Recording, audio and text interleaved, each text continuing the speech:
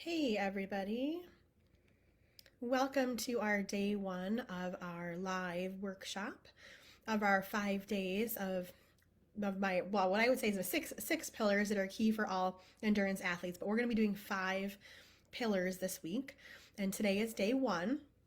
Now I have a throat lozenge, and I apologize for my voice and for potentially coughing because my toddler and young son had a cold last week, and I seem to have caught it on Friday.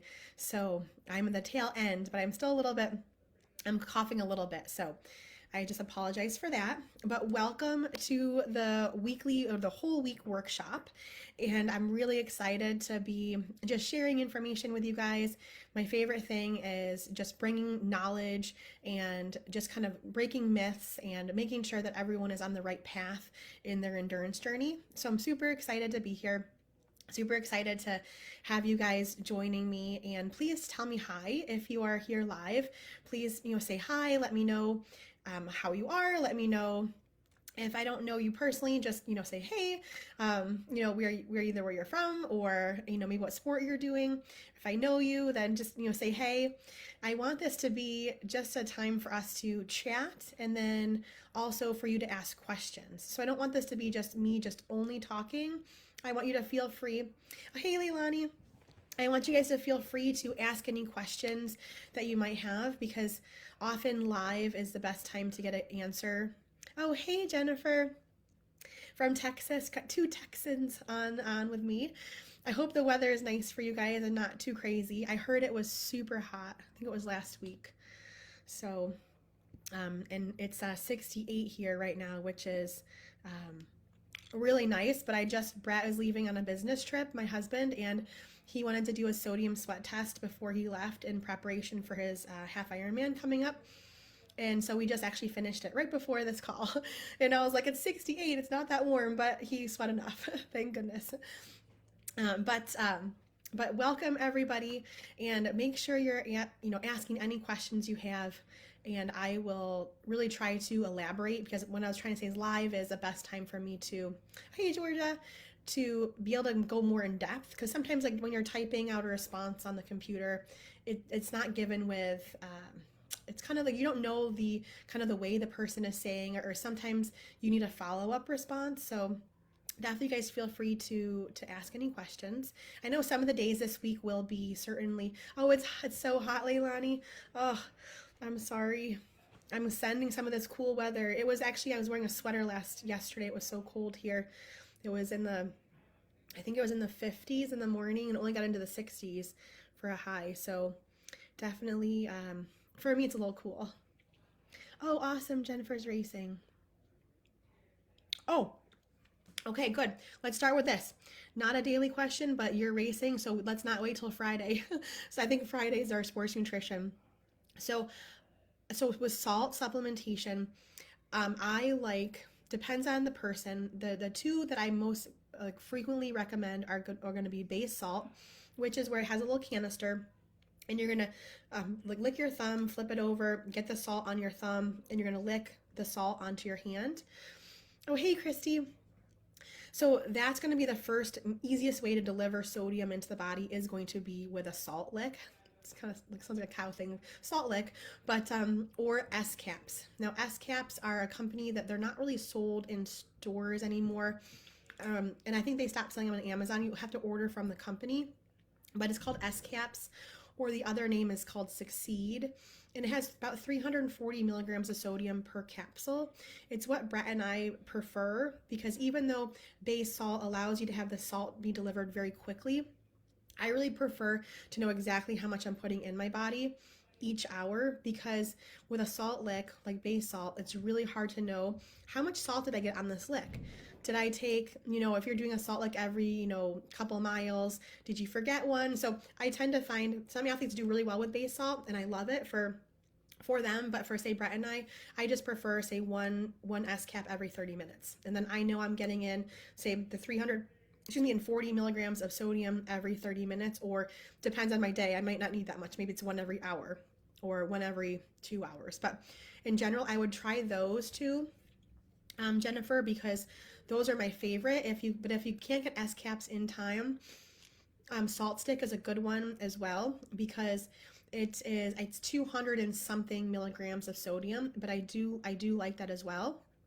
The new aerosol salts, I'm not 100% dialed in believing that it is the be all end all. I'd rather you go with something like a base or an electrolyte. Okay, and then Leilani, swim to tomorrow. My legs are sore from running and biking this weekend. Oh, okay. I'll answer this one, then we'll get into our daily nutrition. And then, guys, ask me questions um, as we go. So, you're moving your swim, your legs are sore from your run and your bike this weekend, and you're struggling with what to do today. Run, trainer, ride, or lift. So, think big picture, Leilani. So, if you're sore, it's okay to do anything. Like, it's okay to run, it's okay to ride, it's okay to lift if you're already sore, as long as, say, you're not racing in the next week or two. And I know your A race isn't for a while. So I would say that you're okay to really do any of them. And if you're like, I am so sore, I don't want to be even more sore. Oh, yeah, sure, Jennifer. Then I would do something that's going to be easier on the legs. So I would do a trainer ride spin. Or no, I'll just do an easy, trainer ride where you're just flushing your legs. You're not necessarily like doing hill repeats or something, or threshold intervals. But on a whole, it's okay you're to be a little bit sore as you're training, especially because you are not priming yourself for racing, say, this weekend. If you were like, oh, I'm racing this weekend, what do I do? That's a different thing. So, and swimming is always going to be my number one if you're super sore, you guys, and you're like, what should I do? I'd always say swim or do some yoga, foam roll, things like that. But a trainer ride is going to be the next best thing. But some days you're just going to be a little bit sore and you have to keep pushing through it and keep running and keep riding. Okay. So, all right. Well, let me jump into daily nutrition, and then feel free to ask any other questions. I just want to be cognizant of everyone's time if anyone has a daily nutrition question, first and foremost. So eventually I will have slides, and then that way I can actually do a little presentation with slides. But some of my topics for this week I know so well that I don't necessarily need like notes to go from. But I did make some notes next to me just in case I'm like want to hit everything for you guys. So with daily nutrition, I wanted to just talk about why it's important and kind of my philosophy with daily nutrition, and then how you guys can know how to best fuel your training sessions and your day in general. Okay, so my philosophy is one where I believe that all foods can fit. Everything is going to be in moderation. There's no foods that are off limits. And when we have an approach of all foods can fit, it really takes us from a place of being maybe fearful of foods, or feeling ashamed of eating a certain food, or thinking, oh, hey, Doug, thinking I can't eat this. This is not what an athlete should be eating. When we take away any of that stigma, any of that feeling of I can't eat this certain food, then it allows you to just be in a healthier mindset, in a healthier place. So my rule that I try to encourage all athletes to follow is an 80-20 rule. Most of you would have heard that 80-20. 80% of the time you're doing something that's going to be, say, in training, it's going to be the easier, and then 20% is going to be higher intensity. Where nutrition, 80% of the time you're choosing the nutrient-dense foods that are going to provide lots of vitamins and minerals, fibers, healthy carbohydrates, good protein, things like that. 20% of the time, you guys, you're going to choose a food just because you want to. Whether it's a brownie because your child had a birthday party, or a cookie, or I was just talking to an athlete and they had pineapple rice, and I'm like, that's not unhealthy, but they were thinking that was like in their 20% category. And so if you come from a place of thinking about how nutrient dense is my food, how healthy is this for me, meaning is it providing me with a lot of good nutrition, or is it more of a less nutrient dense? If you're most of the time choosing nutrient dense foods, you're going to be setting yourself up for success. Because the reason why our daily nutrition is so important is because it is the foundation for everything we do in our life, whether it's being a parent, whatever you're doing as a job, as an athlete. If you are not dialed in your daily nutrition, every single area of your life is going to suffer. Whether you're not feeling good, you're not sleeping well, you're not able to hit your specific, targets in your workouts. If you're always undernourished, then you're going to start a workout and you're going to be like, oh, I just really feel tired today. But what if you had started that workout fully nourished? Then that workout would have probably gone much better. So in general, I want you guys to know that food is the foundation of everything we do in life. And it's really important to have a good foundation and not be, number one, scared of food, not have rules around food like I can't have this, and then to think of yourselves as an athlete and that you're fueling yourself as an athlete for your life, your career, your kids, your sport. Everything kind of goes together. Okay? So the first and foremost, I want you guys to just take a step back and think to yourselves, am I treating my body in a way that an athlete, because every one of you that are in this Facebook group is an athlete, am I treating my body the way an athlete should treat it? And if you're like, I'm not sure, I want you to just keep listening, keep thinking about how can I make some changes. And I will have I'm going to upload the document for the day one guidebook for you guys to follow along. Okay. So as we go from, why nutrition is important, let's go to, well, how do you know how much to eat? Based on a couple things. In the exercise physiology world, we talk about how big you are as a person. So how much does your body weigh? How tall are you? How are you a female or a male? How much muscle mass do you have? How active are you? Do you have a sedentary job or do you have a very active job? How much are you training? Is that training base training or are you peaking right before your Ironman? So all of these things come into play and to tell us how much should you be eating at any given day of the week, at any given kind of period in your training season. So what I did, I think it was 2 years ago, I set off and I put the exercise physiology equations. I didn't, because I am not tech savvy at all, but I hired a computer developer, programmer, to put the equations, it's the Mifflin St. Joair equation, into a calculator. And that calculator is now on my main website, which is just thefueledcoaching.com. And there's a big button that says calculator. And if you go there and you put in all of your metrics, it won't ask you for body fat because it's not, I didn't use the one with the body fat because most people don't know their accurate numbers. But you'll put in everything else. Your age, your gender, your metrics, how much you're training. And if you're in a build or peak or race season, I do not want you guys putting in weight loss or fat loss. I can't remember the wording I used. But when you're in your bigger training periods, I don't want you guys focused on weight loss because it is not the time to be focused on manipulating your body composition or trying to lose weight, because you will inevitably end up being undernourished for your training sessions, which will make the next training session you're not going to be prepared for because your muscles are telling you, I didn't get enough fuel. Then the next day it's going to come compound, one after one after one. So go ahead and go to that calculator and plug in your metrics, and it's going to come out with a number of calories and macronutrients. Now, does that mean that you have to log for the rest of your life and that you have to calorie count and like, oh my gosh, how many macros does this thing have? Absolutely not. But what it will do is it will show you what you should be eating right now at this given moment, given your specific metrics, given the time of season you're in, or anything else that it's going to ask you. Okay, so you might be thinking to yourself, well, I'm probably eating about 1,500 calories a day, and then you see you need 2,500 calories a day. That should be a big eye-opener to say, well, either number one, you're undernourishing, or number two, maybe you're off on your estimation. So what I like athletes to do is just track for a day or two. Just go to MyFitnessPal or Chronometer.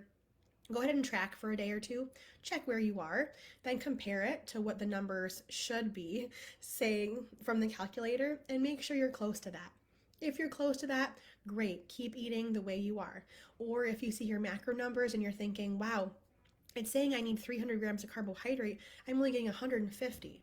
So use that as a clue to tell yourself, I need to keep eating about the same amount of food, but I need to change where my food is coming from. Because when you're in season, your macro profile is going to be different from when you're out of season. Does anyone have any questions so far on daily nutrition, calculating, any of the numbers. I could give you the actual calculations if you guys wanted to do them yourself as well. But the calculator makes it easy. Excuse me. And if there's no questions, I'll keep going on. The next part is going to be nutrition periodization. So this is where I find that kind of what we are talking about with athletes undernourishing. This is the area that I find that most athletes really don't get and understand. So there are three, let's go back to three macronutrients. A macronutrient is a carb, a fat, and a protein. Okay, that's what your body needs for energy, for muscle repair, for bone health, for, oh great, Jennifer, for immunity, for pretty much anything your body needs. You need carbs, fats, and proteins. You always need all three. We're never going to just survive on only fat alone. Oh, and sorry, I should say, if you're a keto, you're going to have majority fat. It's not something I advocate for, but I know athletes that do keto and do or need it for medical reasons, and that's just something I won't touch on today. But they're going to have someone following them, making sure that they're getting enough nutrients. But for those of us that are just following an omnivore or even a plant-based diet where we're getting carbs, fats, and proteins, we need each of these things to make ourselves fully fueled, fully just ready to train, to repair our muscles, just to keep us healthy. Even if I'm oh no, you lost audio. Can everyone hear me? I don't have any alerts, anything on mine. Can someone let me know if you can hear me?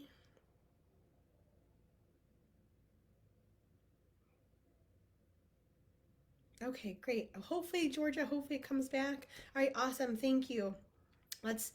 Perfect, Christy, thanks. Let's jump back into nutrition periodization. So with those three macros, that is what those three macros is what our body needs every day, all day for the rest of our lives. Like we have to be eating a split between our carbs, our fats, and our protein. Now where we can manipulate things is going to be based on the period of training that you're in. So everyone's probably heard of training periodization, or if you haven't, what it is you have a base period, a build period, a peak, a taper, and then you're going to race. So you periodize or you're trained based on the periods. So what we do with nutrition is we put nutrition based on the periods of your training or how active you are. Someone that is out of season, maybe they're coming back from injury, they're not training a lot, they can have a different profile from someone who is doing 40 miles a week of running, or they are, ramping up for an Ironman or a half Ironman. So let's talk about the two different, I call them two different phases. So with phase one, nutrition periodization, you have your athletes that are going to be out of season, athletes that are going to be more in a base period, easier efforts. You're not doing a lot of high intensity. You're just not training that hard, but you're either just kind of doing like maybe you go for a hike instead of a run. Maybe you're just going to do an easy hour spin instead of an hour of intervals. When you're in your out of season period, you can manipulate your carbohydrates down just a little bit. So I'll have these numbers for you in the guide, but generally I like to have athletes, stay in that 40 to 50% carb range in out of season because it allows you to spend time on, if you want to manipulate body composition, you can have more protein here. If you just feel like you don't need as much carbohydrates because you're not as active, you certainly can have less carbohydrates. But I have some plant-based athletes, as like a side note, who'll always eat high carbohydrate. So that doesn't mean that you don't necessarily have to change your carbs. It just means if you want to manipulate your body composition, this is the period that I want you to manipulate it in. Only in out of season, only when you're base training, not in like the month or two before your A race. So when you're out of season, you'll need less calories. So you don't necessarily need to be taking in sports nutrition. You won't have your gels, your bars, your drinks, your chews, because you don't need them to fuel your body. Okay, so this period and that nutrition period is going to be more about fruits and vegetables and the whole grains and the lean proteins and just more of like the whole food is going to fit in that out of season, that periodization. As you're starting to ramp up, you're going into your build, then you're peaking, and then you're tapering into your race. During that second period, this is where we need to shift our nutrients to be more of a carbohydrate like dominant kind of position. So at a minimum, you'll have 50% carbohydrates. Some people might be at 60. Some could even be higher than that. But on a minimum, I want you guys to shoot for having 50% of that daily intake as carbohydrates as you're ramping up to that A race. Because excuse me, your body needs those carbohydrates for energy. And if you guys are, in a day on a daily basis, just not getting enough carbohydrates, you're not going to recover as well. Again, it's not going to set you up for success in your next day. So that's going to allow your body to fully fuel. You're going to have a good workout. You're going to, finish your workout and you're going to be good to go.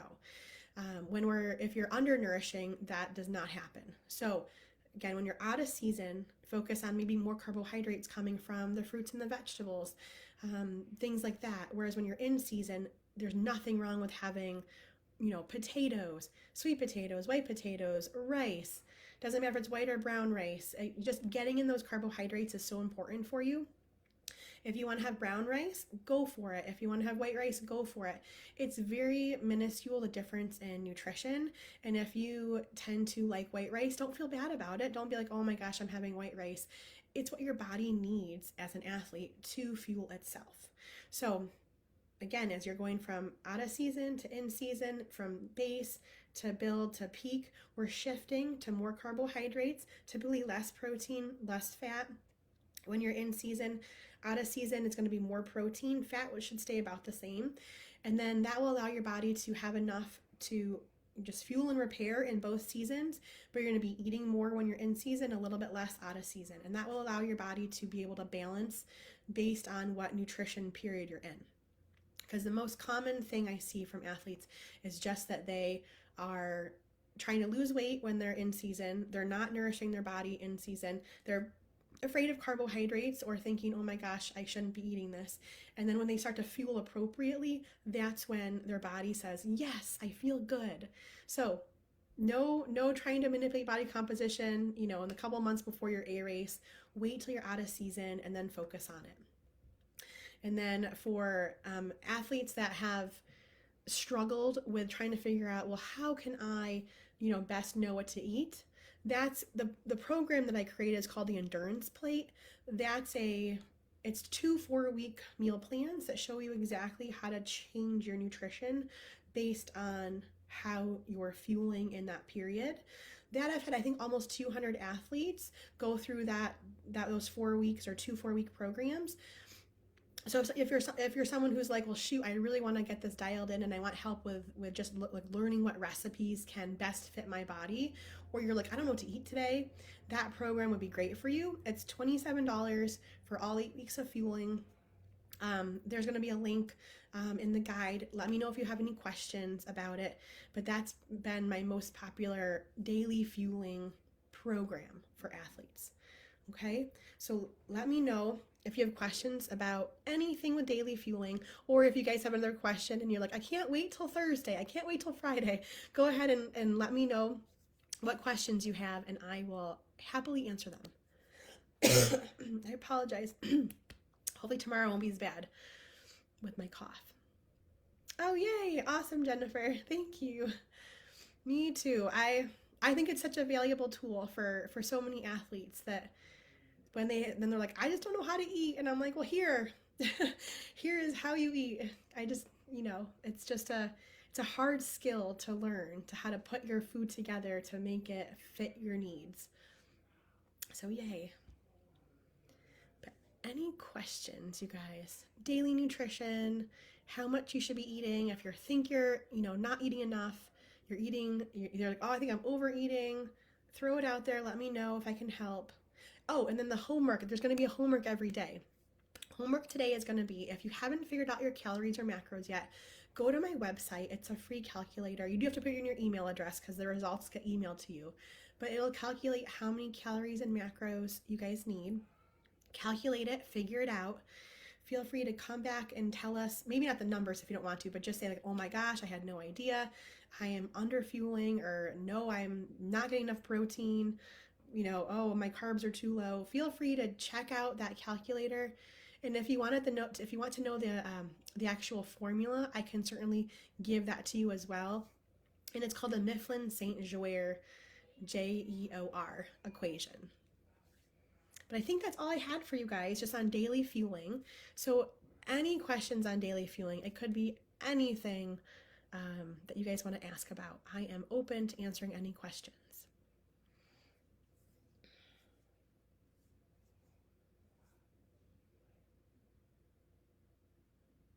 And I really appreciate everyone jumping on.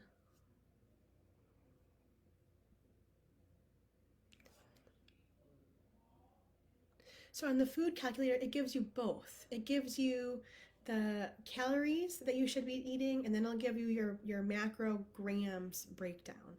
So it might say something like 2,000 calories, 250 grams of carb, 100 grams of protein, 70 grams of fat. So, excuse me, if you want me to help you figure out, like, it's, how many calories per macro, like, for example, every gram of carbohydrates, 4 calories, every gram of protein is 4 calories, every gram of fat is 9 calories. If you're trying to figure anything out like that, that's a little more complicated, I can certainly help you. But the calculator should give you everything from calories total and then macro grams.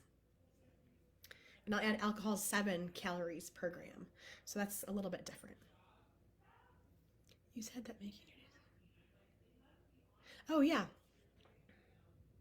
So, okay, so for Jennifer, so my favorite carbohydrates, especially when you're in season or racing, are going to be things like oatmeal.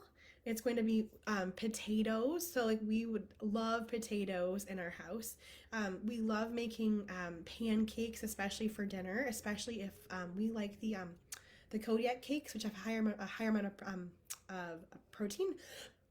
We'll do a lot of rice-based foods. So lean protein plus a rice, plus maybe a veggie that's not going to be too high in fiber, but lots of oats, lots of rice, lots of potatoes. We do have pasta, but sometimes pasta makes you feel a little bit bloated, and so then I'll stick with a rice dish instead.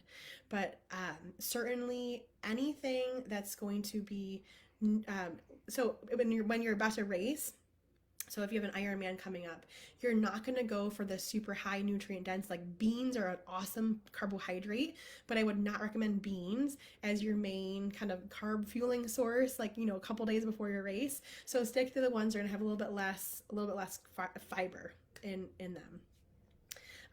And yes, as you get closer to your race, we want to have more carbohydrates. So that means having something in every meal. And that even means when we have to say, like, I made steel cut oats for breakfast today. I'm not racing this weekend, and I'm getting over a cold, so I'm not even training today. So as an example, I put a steel cut oats I made with water, and I put in blueberries, and I put in about 2 teaspoons of sun butter.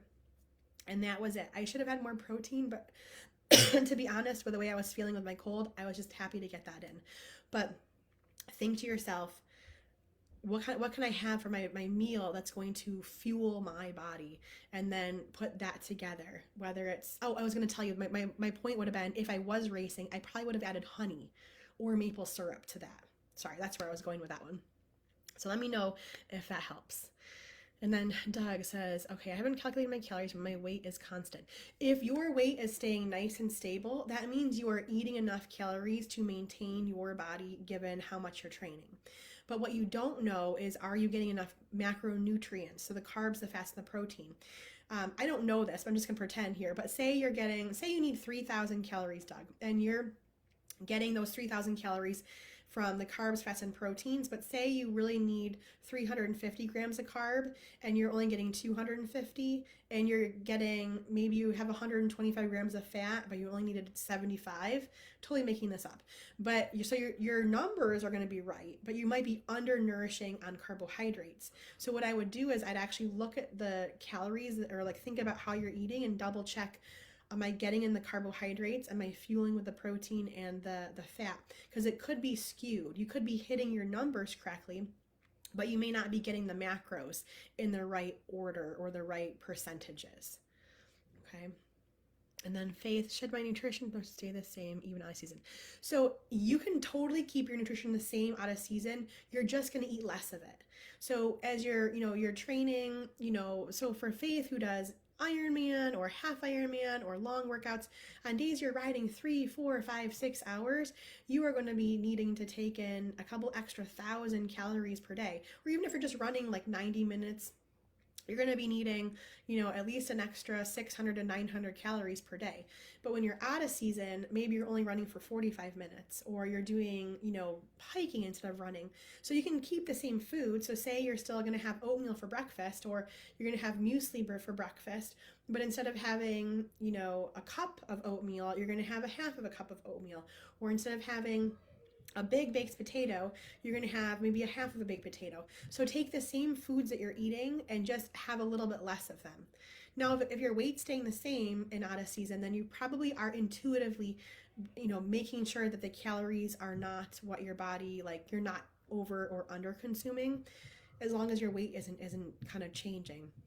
But just think about out of season, you need a little bit less. In season, you need more, but we want more coming from carbohydrates. And when you're in season, it could be eating the same foods, you're just going to get more of those carbohydrates. So let me know if that makes sense or doesn't make sense. Let me know if I need to clarify anything. And sorry again for my cough.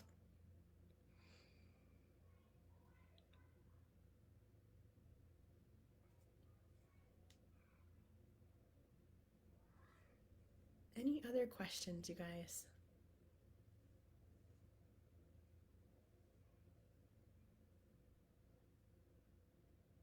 You're welcome, Faith. Thanks for jumping on and joining us. Okay, I'm not seeing any other questions pop up, but as you know how I normally do it with a live video, you're welcome to add a question at the tail end. Oh, another one came in. Chris says, what app do you recommend for checking? Okay, I use excuse me, MyFitnessPal and Chronometer. Those are my two favorites. I think most people like MyFitnessPal. If you really want to get into the nitty gritty of the micronutrients, thinking the vitamins and the minerals, if you're really worried about how much iron am I getting in? Do I need more magnesium? Chronometer allows you to look at the micronutrients, whereas MyFitnessPal, I think it's 6. Just a traditional, calories, carbs, fats, protein. I think is it fiber, sodium, or sugar, sodium, or some order like that, but you're not looking at macros. Chronometer is when you're going to look at micronutrients. And that's what I'd recommend you guys check. And both would have apps. Both are easy to use. Just depends on how you want to track, or what your goal is. Is it just macros, or is it macros plus micros? And that's where a Chronometer really, I think, takes a step forward.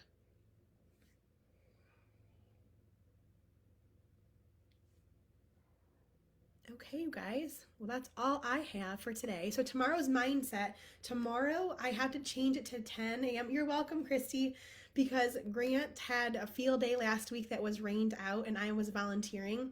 And they said, oh, Tuesday at noon is going to be our new field day. So I was like, oh, shoot. So I'll come on tomorrow. We're talking about mindset, which is so key for every athlete to focus on their mindset. So with your homework for today, make sure you go and calculate your macros and your calories. Let me know if you have any questions. Look forward to tomorrow at 10 a.m. for mindset, and we will chat all about mindset. All right, you guys, have a great day. I'll talk to you all later. Bye.